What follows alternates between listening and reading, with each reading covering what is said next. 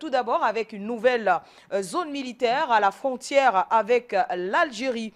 Le Maroc s'est donc doté d'une nouvelle zone militaire à l'est à sa frontière avec l'Algérie, alors que la tension entre les deux pays ne semble pas s'apaiser. Elle sera à la deuxième zone militaire à l'instar de celle au sud du Sahara occidental. Cette zone militaire, elle s'étend donc le long de la frontière avec l'Algérie, soit une distance de 1559 km. Et donc, selon le dernier numéro de la revue des forces armées royales marocaines, le général Mohamed Al-Midag a donc connu pour avoir mené des combats dans le Sahara occidental, a été nommé en janvier dernier commandant de la division Est. Jusqu'à présent, le Maroc avait une seule zone militaire au sud, à la frontière de la région sahraoui, donc disputée avec le Polisario. Et c'est dans un contexte de forte tension entre Alger et Rabat qu'intervient donc la création de cette zone militaire à la frontière avec l'Algérie, alors que la situation s'est crispée davantage, a estimé le président algérien Tebboune dans sa dernière intervention. Pour les militaires marocains, c'est une décision stratégique, une réponse aux provocations algériennes et aux manœuvres à la frontière. Quant aux observateurs, elle constitue un revirement du Maroc qui a déjà déployé il y a quelques mois des forces sécuritaires. Concrètement, cette nouvelle zone militaire, voulue comme un prolongement de la zone militaire sud, implique le déploiement des systèmes de défense anti-aérien, de radars de surveillance et de drones. Sa création implique également le positionnement des unités militaires fixes et parfois aussi l'application de la loi militaire. Selon plusieurs observateurs, les deux pays engagés dans un bras de fer et dans une course à l'armement entretiennent une stratégie de l'attention sans toutefois vouloir s'engager dans une véritable escalade. Il reste sur ce sujet concernant les relations tendues entre le Maroc et l'Algérie pour recevoir l'autre invité de ce journal. Il s'agit de Gamal Abina qui est avec nous ce soir. Déjà, bonsoir Gamal Abina. Que retenir de la création d'une nouvelle Bonsoir. zone militaire par le Maroc à la frontière avec l'Algérie? Ce qu'il faut retenir, c'est qu'il y a une escalade manifeste entre les autorités marocaines et algériennes à la suite de plusieurs problématiques qui ont été posées durant ces dernières décennies, mais particulièrement durant ces 2 ou 3 dernières années. La première problématique qui se pose, c'est le rapport, dès le départ, il y a très longtemps après la guerre d'indépendance, de l'invasion par le roi Hassan II du Maroc, donc de l'invasion du sud de l'Algérie de Tindouf, qui a occasionné une guerre qui a duré à peu près 3 à 4 semaines. On a appelé la guerre des sables. C'est une guerre qui a été provoquée par le Maroc, qui revendiquait la possession du sud de l'Algérie, mais pas seulement. Il revendiquait ce qu'on appelle le Grand Maroc, une idéologie très ancienne qu'on a développée au cours des années sous l'ère de Hassan II, et qui voulait aussi récupérer la Mauritanie, le Sahara occidental. Bref, ce fameux Grand Maroc qui allait même jusqu'à l'Est algérien, l'Ouest algérien, excusez-moi, l'Oranie.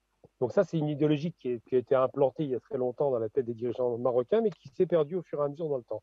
Puis en 91, à la suite de plusieurs escarmouches, on a eu d'abord l'invasion, entre guillemets, ou la marche verte, comme les Marocains l'appellent, de la population marocaine vers le Sahara occidental pour occuper le territoire à la suite du départ des Espagnols, ex-puissance tutélaire coloniale. Et donc, en 1975, les premières tensions se sont fait jour entre l'Algérie et le Maroc, qui ont occasionné une rupture des relations diplomatiques unilatérale du Maroc contre l'Algérie et qui a occasionné par la suite une mesure de rétention algérienne, à savoir le départ forcé des travailleurs marocains qui travaillaient essentiellement dans l'ouest de l'Algérie. Donc c'était une première escalade, puis après il y a une accalmie qui s'est observée. En 91, il y a une signature des accords de paix et de cessation des hostilités entre le Maroc et le Front Polisario, qui est donc la structure politique qui s'oppose à la présence marocaine dans le Sahara occidental et qui s'appuie pour cela sur les questions que l'ONU n'a pas tranchées, à savoir la souveraineté ou pas du Sahara occidental ou la souveraineté marocaine sur ce dernier Sahara. L'histoire s'accélère par la suite quand il y a la reconnaissance par monsieur. D'abord, il y a le plan Becker qui était destiné à consulter les populations sahraouies pour savoir si elles voulaient être ou non marocaines, plan qui sera avorté en permanence.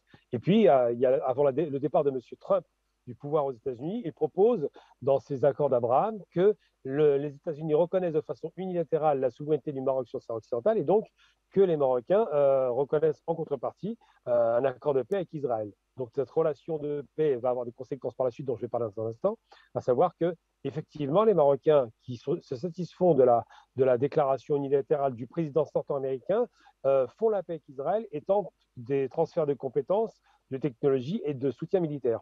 La tension augmente à l'été dernier avec l'Algérie, puisqu'il y a l'histoire des incendies. Les Algériens accusent les Marocains d'avoir été à l'origine de ces incendies et de soutenir des mouvements séparatistes comme le MAC, mouvement autonomiste pour la Kabylie. Et à partir de là, eh bien, la tension est exacerbée à la suite de ces différents problèmes qui se posent entre les deux pays.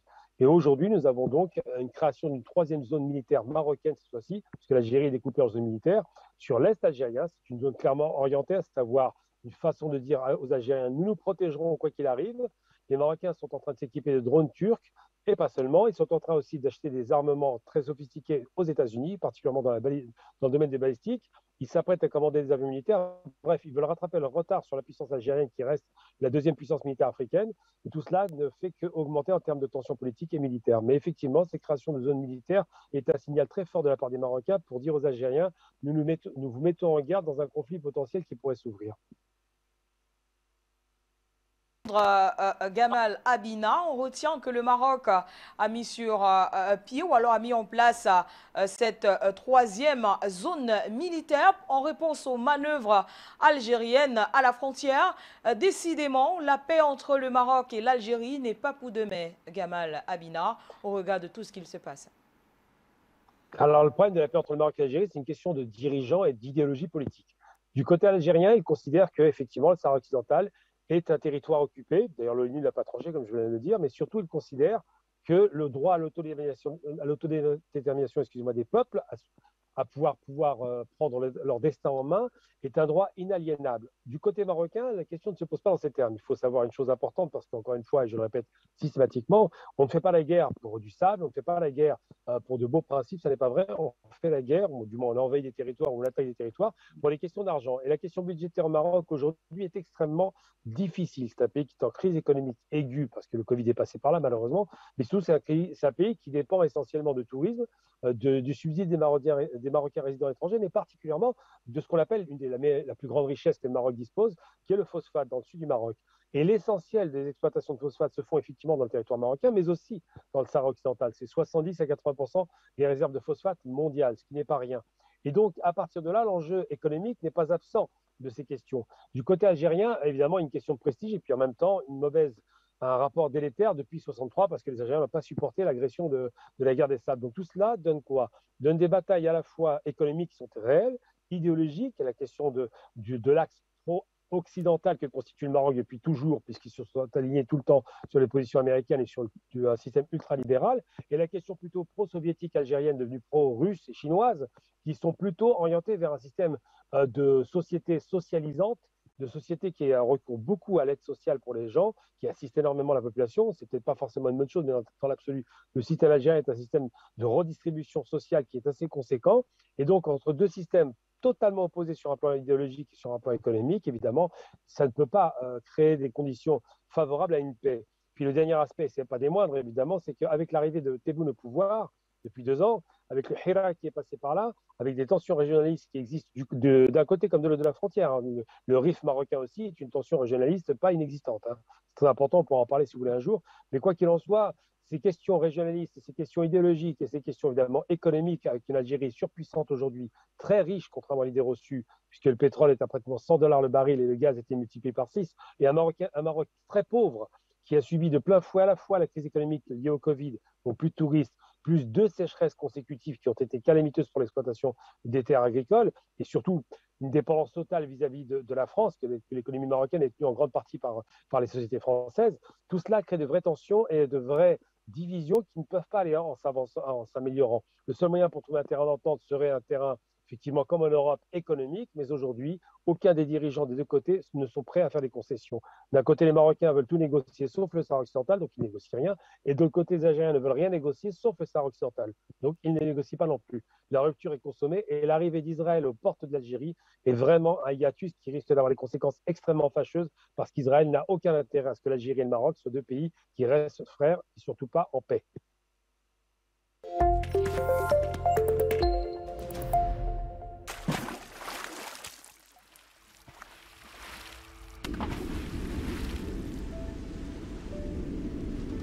Afrique Média. Le monde, c'est nous.